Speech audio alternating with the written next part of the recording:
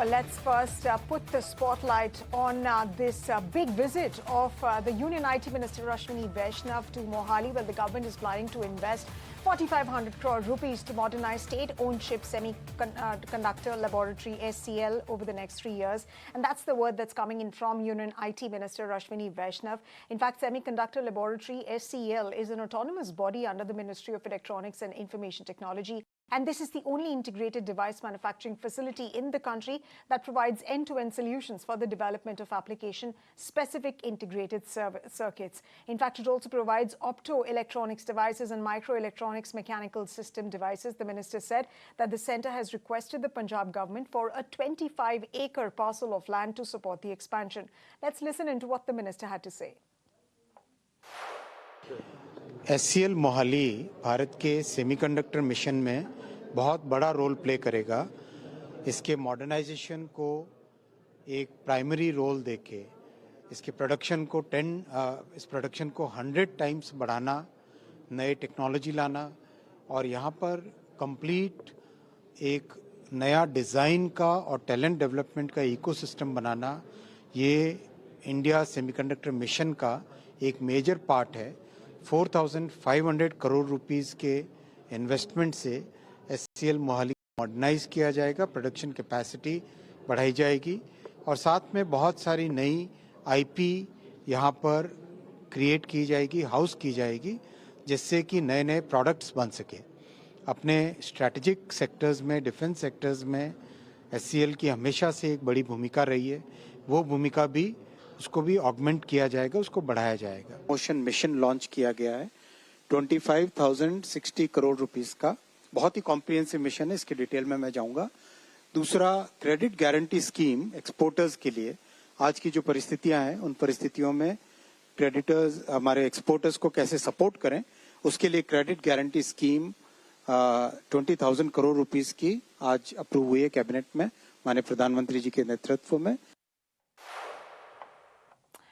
Well, let's now put the spotlight on SoftBank-backed e-commerce firm Meesho, which is all set to launch its IPO next week on the 3rd of December. The company has set its price in the range of 105 to 111 rupees per share. The company aims to raise over 4,200 crores, and it's going to be focusing on cloud infrastructure and marketing, and it has also reduced its losses significantly this year. Sajit Manga, the VT, now caught up with the management of the company to talk about the growth and fund utilization plans. Let's listen in. So we're going to use the proceeds to growing our ecosystem. So we are doing a lot of investments toward like technology as well as AI, and I will ask Sanjeev to kind of talk about it. And the second thing we're investing towards is basically growing our annual transacting user base. If you see, for the last 2 years, it has been growing at a very good pace. Last year at about 30% year on year. So there's still a lot of growth potential in growing number of customers. So marketing spends towards making that happen is a big focus area for us. And we're also looking at, can we find some inorganic opportunities over the next coming years? Anything that is aligned to a mission statement would be interesting for us. So Sanjeev, talk about our tech investments. So we rely heavily on AI to simplify the consumer experience, right? Like, it's extremely important because the kind of consumers that we are catering to, like, they need simplicity in shopping experience, and there, especially because about 75% of the orders today comes from ranking and recommendation real estates, which means people are not explicitly telling us what they want. We get clues from them basis the kind of categories that they're browsing, the products that they're spending time on, and so on. So a big focus area is for us to kind of continue to upgrade the ranking and recommendation models to state of the art, and this field is evolving pretty fast with the latest generative AI models coming in. It's also more important to continue to figure out how do we use and how do we improve shopping experience in the best way possible. Also, with Gen AI coming in, there's a potential to disrupt the entire shopping experience. So if you look at the current shopping experience, it hasn't largely changed over the last 2 decades. It's a static, it's a feed of static images and maybe some videos. But if you compare that to offline shopping, that's very conversational in nature. Today, already in the current tech stack, we have capabilities through which we have automated largely our customer support chat and a decent percentage of our customer support voice calls, again through in-house built AI. We plan to use the same capabilities, enhance it, and use it in shopping to help new users who are coming to the app, to help them navigate through the app, find the relevant products. So create a lot more engaging and conversational experience. So this is again a new bet that we're exploring. All right, so another startup that's planning to hit the D street, but let's now shift our focus to some funding-related news. Well, earlier this week, Chennai-based space tech startup Agnikul Cosmos announced that it had raised a fresh round of funding. The startup saw a fresh infusion of 150 crore rupees or $17 million at a valuation of 500 million. The round saw participation from names like Avenza Global Limited, Atharva Green Ecotech Limited LLP, and HDFC Bank, along with Artha Select Fund and Pratithi Ventures and 100X. My colleague Jut Sanith caught up with the management, that is Srinath Ravichandran, the co-founder and CEO of Chennai-headquartered space tech startup Agnikul, to find out where the funds would be deployed and the company's path to growth. Here's a slice of that conversation. So I think I'll go a little, a few months back when we did our successful launch. So that was a key demonstrator of all of our technologies, right? So that actually was able to get a lot of attention from customers because that was not a simple launch. So we put almost all the technologies we had built into a single launch and we flew it well. So that gave a lot of confidence to customers and we started to see an order book, start to line up. And then we realized with the current facilities, we won't be able to address all of that. So intention mainly was about scaling. So this was one path. The other path, independently, we have been working with various governments, the Tamil Nadu government as well, right? And then they also recently allocated a huge chunk of land, about 350 acres, very close to the new launch pad. So these two are coming together, and then we realized, okay, then if there are customer book, there's an order, and there is land, we should start building, which means we need some money. So that was the main driver. In parallel, what we also say is that there is whole focus on reusability coming, and because of reusability, that's a little more of R&D in some sense. So there is also some money going there. Right. So essentially, this 150 million, where will it go into your deployment? Where will it go into the operations that you do? What will it be objectively used for within the operations of Agnikul itself? So primary use is for scaling the launch frequency, right? Today we can do X, we want to do 2X, 3X, 4X. So that is one thing. The other aspect of it is now with the ability to, build a new facility near this new place, we are now going to be able to put more machines as well. And so end-to-end shrink the entirety of design, assembly, manufacturing and launch within a very short time frame. Okay. So this is all about scaling. So that is going to be major chunk of it. There will be a little bit residual chunk of it, which is going to go into testing out two important technologies. One would be recovery of the booster, right? Coming back and landing on a barge. And the other one is for extending the upper stage of the rocket itself. Okay, all right. Talk to me a little bit about the investors themselves. A number of names, family enterprises, some big fund houses have chosen to participate in this round itself. What is the sentiment among your investors? Are they in for the long haul as things stand right now? Anybody looking for exits? What's the investor portfolio and sentiment looking like at this point in time, Srinath? Actually, it's quite good, I would say, because this round particularly has been almost an only India-focused round for us, and more so family offices. Of course, a few existing investors continue to take bigger bets on us, so very thankful for that. But other than that, a lot of new family offices, and it's great to raise from family offices because most of them are founders themselves, right? And so they know the pain of a founder. They know they have a lot more empathy. Second, they're not driven by these fund cycles that a typical venture capital fund would have, which means it is inherently more patient capital. And you're also only convincing a smaller group of people who most of the times are betting on India. That is one thing that I've seen across family offices, right? At least in India, there is always an India angle. There is always a national sentiment. So this round, it started off as a round from a couple of people. It was an inbound request, seeing our customer pipeline, and it ended up becoming a large family round, office round. But we also had HDFC come in, Pratithi Investments come in. More of those typical corporate fund structures as well coming in. So it's been an interesting blend, but a very India-focused round so far. Right. And moving forward and talking about the growth journey itself and the path to further growth as far as Agnikul is concerned, what are the key growth drivers for you? We're doing this interview, of course, just weeks after you unveiled that 3D printing facility for rocket parts. Is that going to be a big part of your business going forward? Where are you focusing on essentially as Agnikul Cosmos, one of the premier space tech startups in this country? It's always space transportation, right? That is the goal. So right now it's launch vehicles and launch vehicles that are reusable, launch vehicles that have upper stages that can be recovered. That continues to be the focus. With a little more, I would say clarity on what we'll do in-house versus what we'll do outside. Well, definitely that's Agnikul's plan as far as the company's expansion is concerned. The company, remember, like I was stating earlier, it has raised a fresh round of funding. It's seen a fresh infusion of 150 crore rupees or $17 million. And of course, with that, the company's valuation is 500 million. The round saw participation from names like Avenza Global Limited, Atharva Green, Ecotech LLP, HDFC Bank, and Artha Select Fund Pratiti Ventures as well. And of course, Srinath Ravichandran over there. Speaking about that fundraise, but let's now put the spotlight next on what's coming up next. Well, as we are, of course, getting in some news as far as Byjus, in fact, is concerned. My colleague Anurag Joshi has put in some details. He's gathered some details because Aakash has put 25 crores rights allotment on hold. What exactly is the story all about? Let's take a look.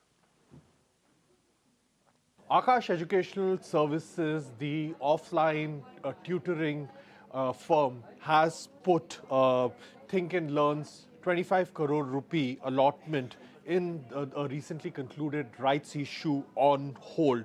According to a statement, the step is over alleged FEMA and external commercial borrowing red flags. The Aakash board had recently approved a 100 crore rupee rights issue, and this approval was for the allotment of shares to the Manipal Group, which ahead of the rights issue owned nearly 59% equity stake, and investment vehicle of Byjus Ravindran owns a 16% equity stake in the company. So both Manipal Group and the investment vehicle of Byjus Ravindran, which is called BR Investco, they have secured allotment in the rights issue.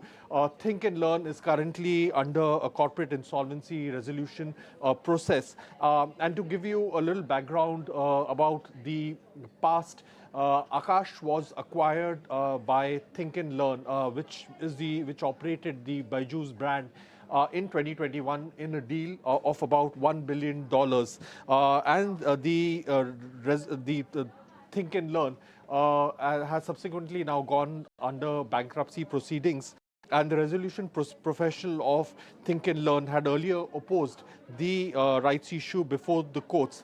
Riju Ravindran, a former Think and Learn founder, had filed an application before NCLT, and in that he alleged that Think and Learn had raised the money through a 100 crore debenture issue to subscribe to the rights of Aakash. The petition alleged that the fundraising may violate FEMA and the ECB guidelines. Aakash separately also plans to initiate a 140 crore rupee rights issue, which will be a further equity sale shortly. And Black Friday 2025 is in full swing, and shoppers have geared up to add bulk up their bags. In fact, they have stacked their bags up with discounts, bank offers, and exchange bonuses.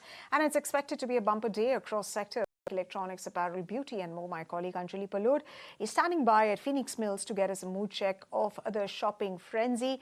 Anjali, what are you picking up? Of course, we get that there's going to be a lot of frenzy given Black Friday sales. They offer huge, percentage of discounts. But what have shoppers told you? Give us a sense of what's really happening around you. Right, so we are here at Phoenix Palladium in Lower Parel, Mumbai, where the buzz for the Black Friday sale is clearly being seen. It's still early hours of the mall opening, but we've seen a lot of footfall. A bunch of brands are participating in the Black Friday sale, barring a few ultra-luxury ones. We can see most of the stores here, international brands even participating in the Black Friday sale, giving deals up to 60-70% off. Now, the Black Friday sale has become a big retail event in the past few years, coming from the West, originating in the US after This is the weekend where US shoppers go all out, and that trend has now come into India, where we are seeing a lot of participation from online platforms, e-commerce platforms as well, but the buzz can be felt the most in malls. Now Phoenix Palladium especially has extended their operating hours and will be operational till midnight these 3 days, starting from today till Sunday. But as you can see behind me, there are sales going on up to 50-60% off, and there's a lot of buzz. People are coming in early in the morning to grab the best deals that they can find. A lot of people that I'm seeing here are carrying bags, already done with their purchases, and trying to explore more. So the buzz can be seen across all categories. There is beauty, footwear, clothing, lifestyle, all sorts of brands have discounts going on over here. And as the day progresses, and in fact as the weekend comes up, the malls are expecting much more footfall as well. Absolutely, and malls are going to be operational till midnight so that customers can make the most of these Black Friday sales. But let's listen into some global voices now, ladies and gentlemen, because as concerns continue to linger over valuations of AI tech companies, ET now spoke to global market experts to understand their views on the recent slump and whether there is a real cause for concern. Let's listen into some experts and their take on the sector. Be part of the constructive or the creative destruction.